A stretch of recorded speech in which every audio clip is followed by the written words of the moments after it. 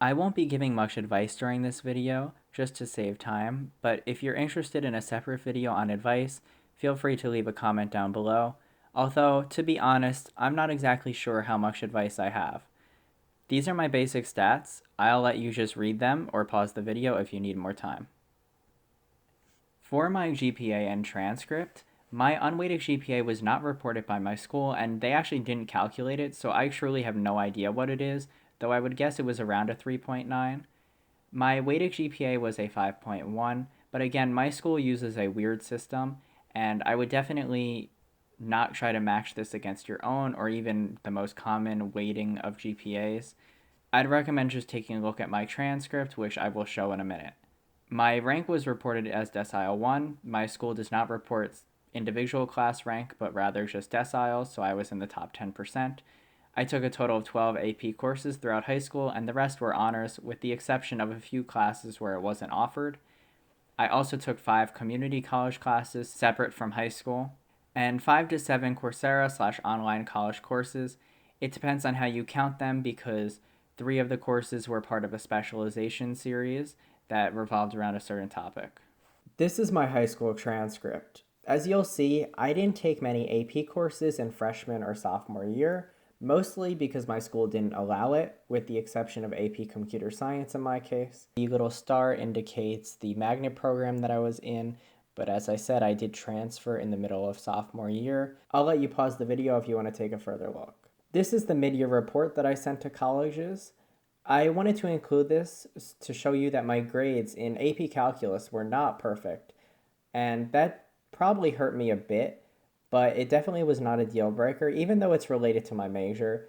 So I just wanted to show that you don't necessarily need to have absolutely perfect grades. This is my transcript from my local community college where I took classes. I'm the only student who took classes outside of high school at the community college that weren't dual enrollment, which are taught at our school, but I actually went to my community college and took night classes or online classes. And these are the classes I took. As you can see, I received a perfect GPA there. And I took these classes during the spring semester of junior year and some summer classes. Finally, these are the online college courses that I took from Coursera. There's also EDX, but I just preferred Coursera. On the right is one of the certificates I received. These are the extracurricular activities that I was involved in during high school. I'm going to be reading the description that I included under each in the common application. The first activity, I chose not to include some details for personal reasons. I was the chief of staff of a medium-sized nonprofit organization. The description is, I direct a nonprofit organization with the mission to increase access to and quality of healthcare through education, advocacy, and research. Next, I was the vice president of my high school's speech and debate team. My description is, competed in PF debate impromptu, extemporaneous, oratory, and informative. I managed the FTHS tournament with 500 plus participants, team practices, and finances. I was the co-founder and vice president of a club at my school called STEM for Students. The description is, I created/direct the only STEM-oriented club at FTHS that engages students in experimentation. It's a fun way to learn about hidden universal laws. Junior Academy, New York Academy of Sciences. Accepted to participate in design/research challenges by STEM organizations, working with an international team and Dr. Yagal to design a moon colonization plan. Youth Action Team, Citizens Climate Lobby. Advocate for environmental policy/science. Lobbied on Capitol Hill in offices of Representative Smith, Norcross, and Massey for the Energy Innovation Act, H.R. 763. Captain, DECA.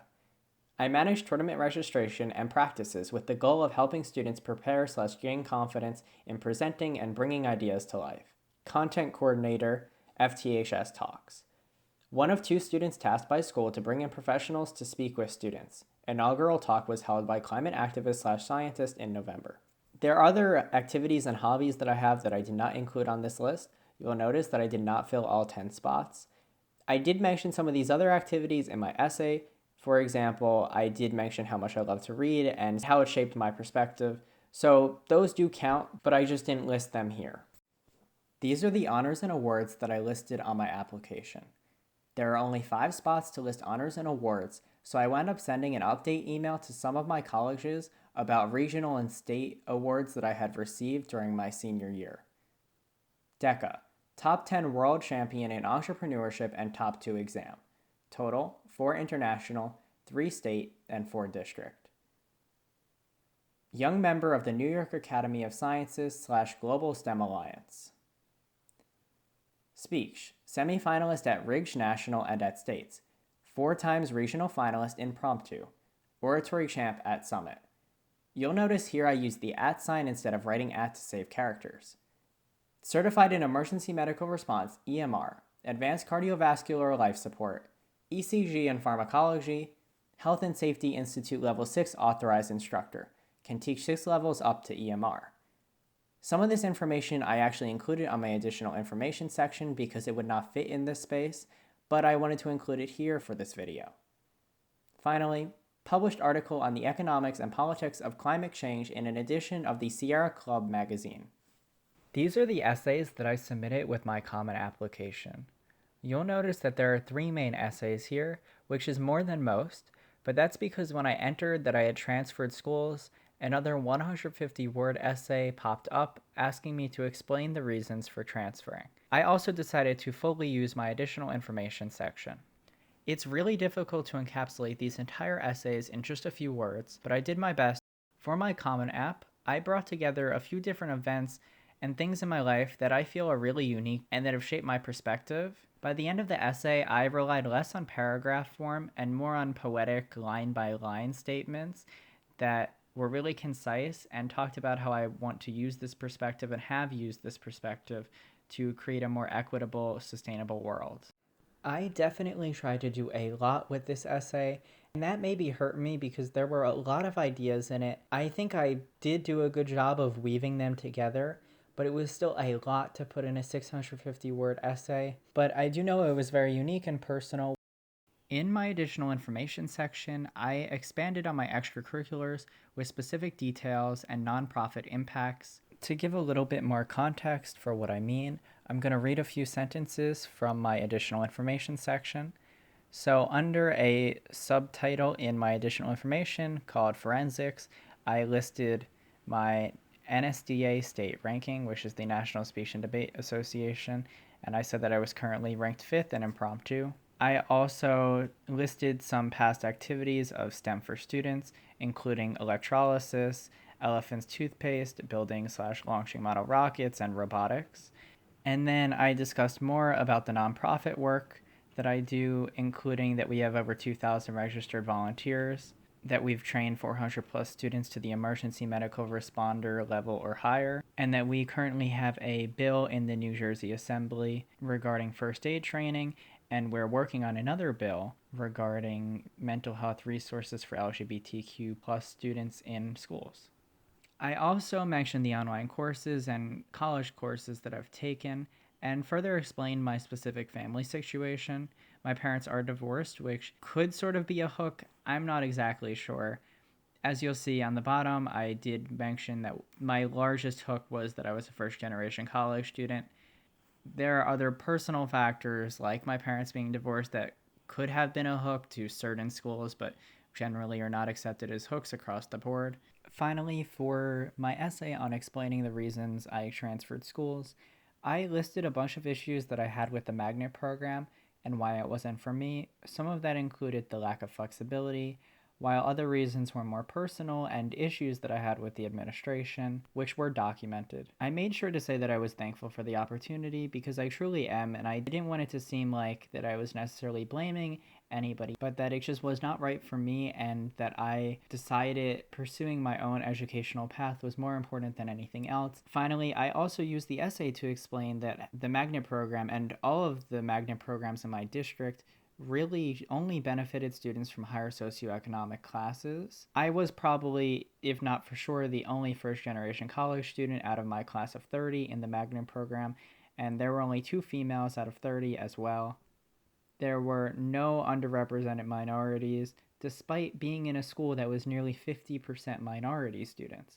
It just really didn't make any sense why we were the ones getting ridiculously disproportionate amount of funds when truly we were the ones who didn't need it. I really did not want to be a part of something that was contributing to these systematic inequalities that we see in education. And those are some of the issues that I want to help try to fix in my life. So that was something really important to me. For the supplements, these of course varied by school, but I tried to connect them to my overall theme and try to make them very personal. I really think that schools do want to see you. They can connect with that. It's much better than a cliche college essay. For my letters of recommendation, I asked each recommender to focus on a different thing, just because I didn't want my recommendations to be repetitive or too general, so I really thought that might help them write something specific as well as help me cover more in my application.